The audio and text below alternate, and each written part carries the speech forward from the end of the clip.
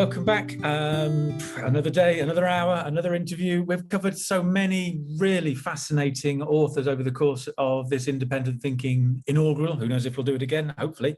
Independent Thinking Book Festival, online children's book festival in partnership with Sue Atkins and her amazing collection of authors that she's brought together out of lockdown in her Sue Atkins Book Club, providing books for parents that are relevant for teachers, giving a platform to authors with beautiful, wonderful books, all with stories within stories. And this one is no exception. It's one of my favorites as a man with two dogs currently, and was woken up by one at 4 o'clock this morning. Dogs aren't in my good books at the moment, but this is a lovely book. So I'm really pleased to introduce Olive from the Little Paws Hotel collection, and the author Clare Luther, coming to us live from a child's bedroom that's been kicked out from revising. Get out of the way, I've got more important things to be doing. Hi Clare, welcome. Introduce yourself, tell us who you are, where you're from, what you do, how you came to be producing this. What are the other books in the series? So I'm Clare, I'm a children's author, and I run a little Dachshund hotel, hence the cuteness of that Dachshund in the first book you've shown. I used to be an occupational therapist, and I used to work in brain injury and rehabilitation for musculoskeletal problems. And I worked for several years in different London hospitals, and I worked for the military, and really loved my job. That the main thing about the job was working with people, it being a very kind of compassionate, caring role, but also allowing the client to lead me in what they wanted to do or how they wanted to improve with their physical or mental health. And loved doing that, but I was at a point where I had two children, which was a wonderful blessing, and my husband was working really hard, and I couldn't quite marry the two of us having careers and working the hours that we were, which I think a lot of people do struggle with, and we all find weird and wonderful ways of doing it. And I was on holiday in Cornwall one year, about 11 years ago, and Tim was working in London, so I'd taken the kids off, and I bumped into this lovely lady called Maria, who's now a wonderful friend, and we got talking about her doing her paintings, and I like poetry. I've always written or with journals, kind of writing observations or what I can see, different cultures, different people, different thoughts and feelings. And we got chatting, and I don't know how the conversation came about, but that's a weird and wonderful way of things happening. It did. And she had been on this illustration course and written and illustrated a book, and the writing hadn't gone so well, but the illustration had. And I said, I don't know you, but would you mind if I kind of shape that idea into something that I would really like for a children's book? So we got chatting about that. And the main kind of things that I love is a very literal, honest, real way of talking, that the children don't have any nuances. I'm quite a direct speaker anyway, and my sense of humor is not one-liners. So it's literally got to be say what you see. And so I just kind of looked at that way of writing and thought, actually, it's the 3 to 8 year olds that it would be great if you could get something where they could handle a page and understand it, but not have to read between the lines and have an adult supervising explaining it. So I then started thinking, well, I'm sure I would like to do that like many other people. What's stopping me? And got hold of a few people, some psychologists, educational psychologists, clinical psychologists, SENs, teachers, parents, children, caregivers, and said, will you have a read of these scripts and see what you think? Do they need anything adding? Do they need anything taking away? Can you read that first off? So I got loads of different people in different focus groups giving me feedback. So then I started shaping them on that feedback. And then Maria started illustrating them in these beautiful watercolors. And we had a book. And I kind of braved thinking, I wonder how we can get these published. So set up my own company. And here I am. So the important thing for Maria and I were to kind of have an eco-friendly product, for it to be accessible for people, for the font to be dyslexic friendly. So yeah, lots of different things were added in. It's taken some time, but we've kind of got there. And so now there are 6 of them. So we started with Olive, and that was about 2 years ago. And then, yeah, I've just progressed to 6. So they come in a little set. I mean, and they're lovely to feel. They're lovely to hold. I mean, they're paperback, but there's a solidity to them. They're a nice size, they're a nice colour, and it does. Yeah, you've got the World Land Trust logo on the back, so that you've actually thought it through in terms of sustainability, and also that you mention. Special thanks to the family's friends, blah blah blah, and the psychologists who reviewed it. So one of the things that I've learned in this is that even what comes across as a beautifully simple, straightforward book, it ain't. The more simple and straightforward the book is, the more work has gone into it in terms of the research and the understanding and the experience. Your own research with sort of brain damage and all those sorts of it. It's all embedded in what comes across as a very simple book. So it's an inspiring an insight into the creative process. Does that make sense? Well, that's a real encouragement, because often, I know that I've done it as a parent. Oh, I could write that. And we try not to judge, because everybody's creativity is completely different, and that's the wonder of it. But I do look at that, and I do often think, geez, if people knew the background into each page, it's only 4 lines a page. But I guess what I'm seeing now, which is the hugest encouragement, and I'm so thankful for, is parents or people getting in touch via the website. So people I don't know, to begin with, it's family and friends saying, well done.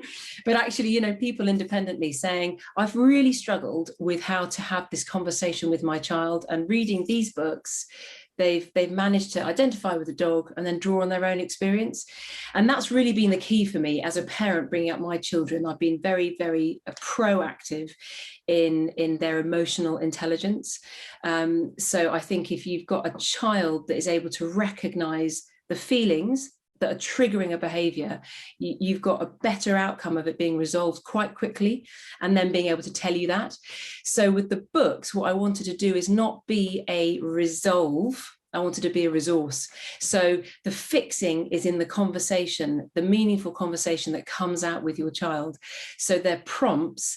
And what I've tried to do is really hone in on the physiological and the emotional changes that go through a trigger, so that as the child reads what Olive or Dudley or Peggy are experiencing, they start to think, oh my goodness, I feel like that. And that's often what happens. So when I do my workshops and I'm doing a lot of chat post stories, you will see little chins wobbling because they're identifying with Olive. They're identifying with the separation anxiety and worrying about Olive. And then we'll say in the same sentence without even realizing it, but I often feel like that.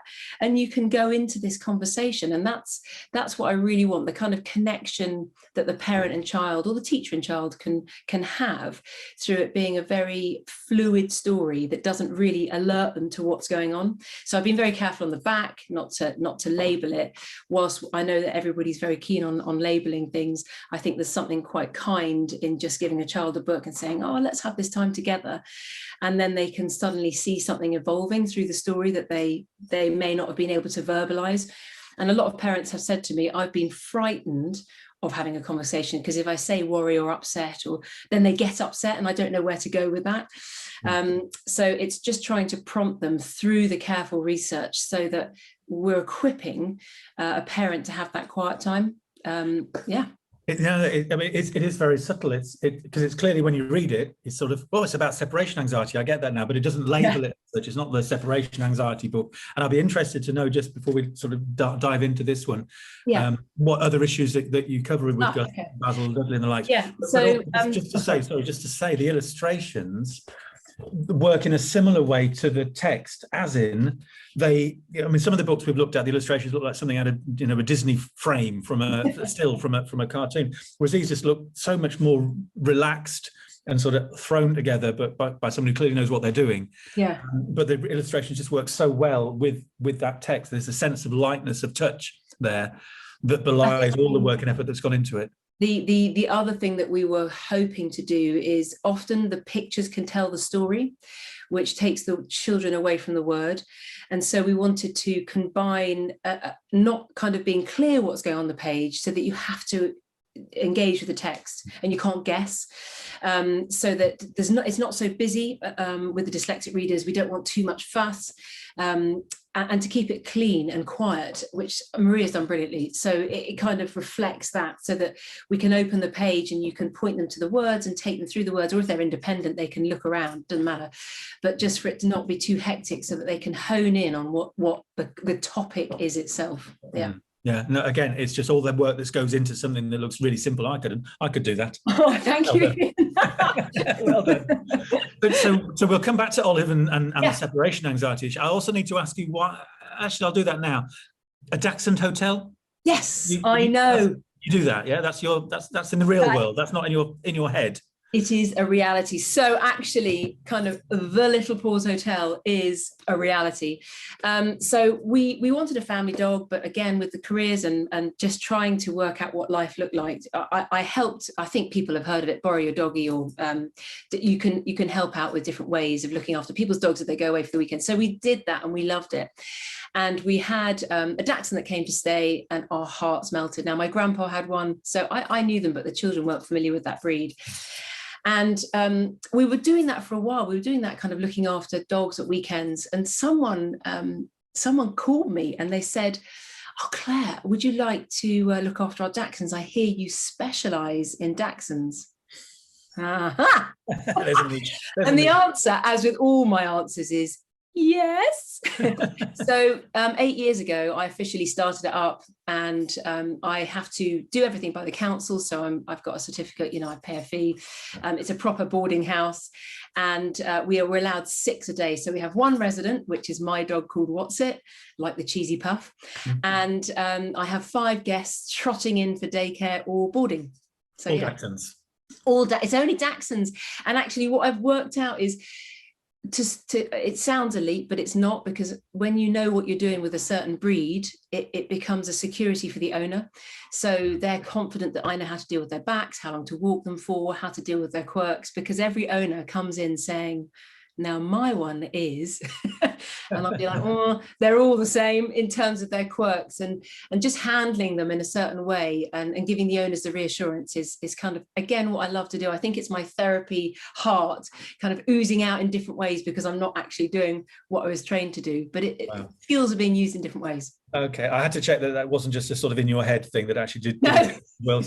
the world's first, maybe only completely Dachshund. You can't bring that. Oh, no, there's quite a few of us around. Oh, so you can't bring that pug in here. Yeah, okay, brilliant. So Gus, Basil, Dudley, and Fig and Peggy. What sorts of issues are you covering before we come to Olive again? So I was looking at kind of what the children, when I was doing my author visits, were mainly talking about, and what topics were covered, because you can go into a plethora and you just can't stop, because everything needs to be talked about.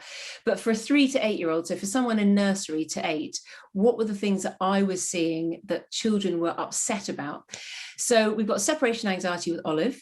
Then the one in red, that's Peggy. What I find very interesting about the topic of bullying is some children don't have any understanding or compassion yet, or empathy for why someone might be bullying.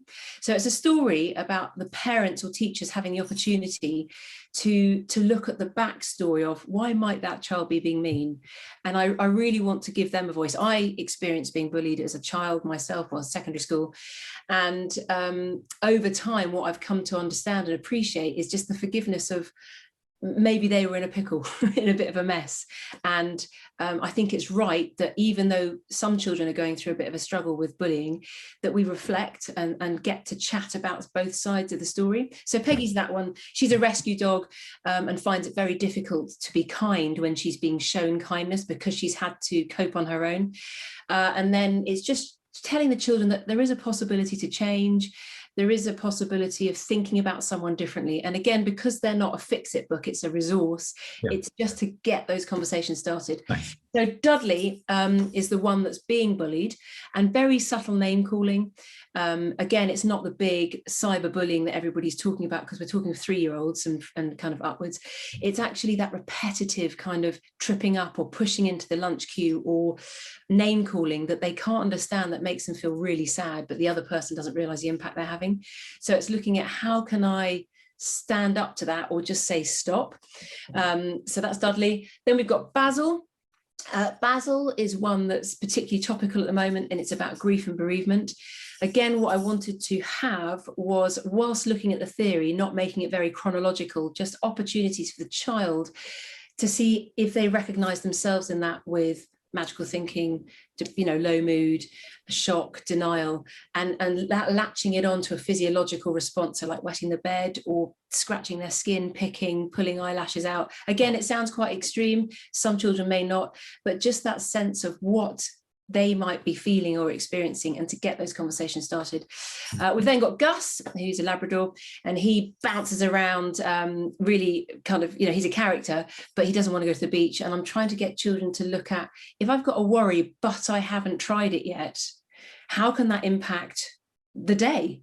So he worries about the sand, doesn't want to go to the beach, but he hasn't tried it. But he spends the whole time worrying, and his behavior is different because of the worries. So it's showing the child that actually, if you do something you enjoy, you get some help, you're distracted, that worry doesn't seem as big as it initially did, and you can do things. So again, can get a conversation going about that.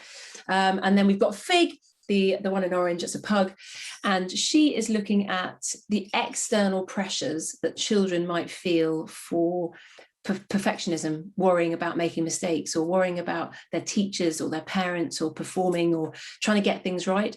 And actually, the joy in working towards something is actually just the time and the effort that you put in it, because doing your best is an experience in itself, and often they want to see the result, but the process can take you through so many different things.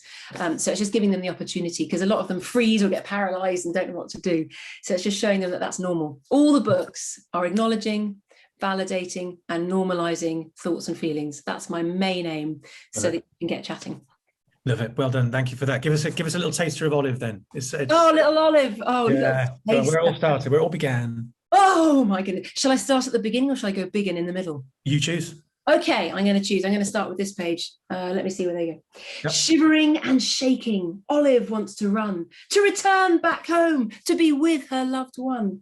I really don't like it when I'm here, when my family have gone. I'm nervous and worried, and it all feels so wrong.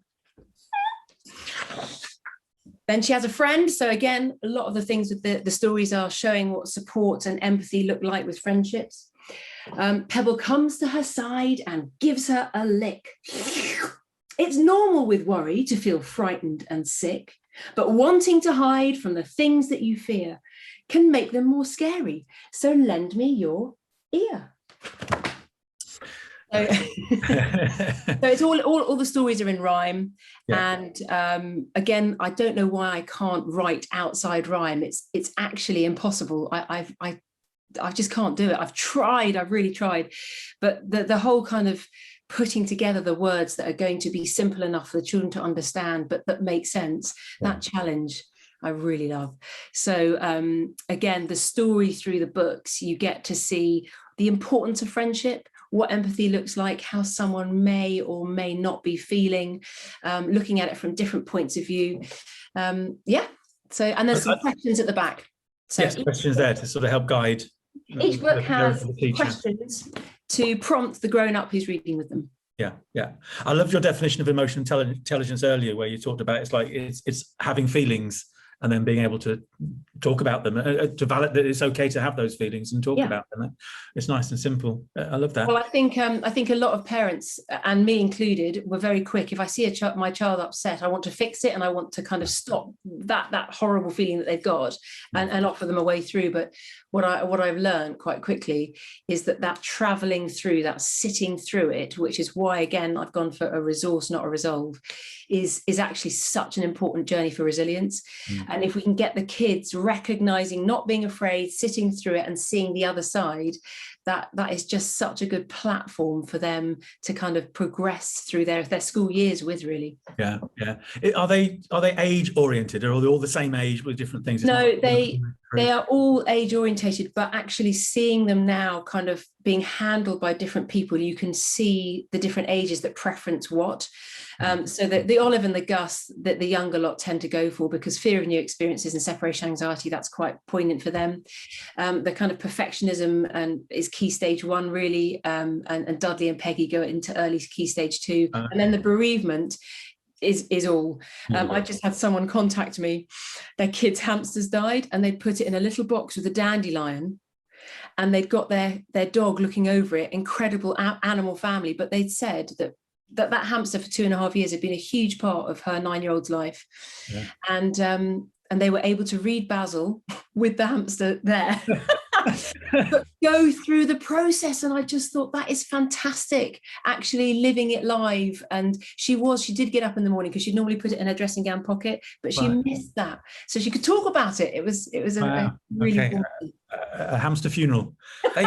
They come back to life sometimes. You think they've gone, but they're well, this one definitely didn't. Oh, yeah, okay. Difficult to flush a hamster. On that bombshell, so how can they get on? We've done a deal with the Roving Bookshop. Hopefully your books, people can come to that on the website.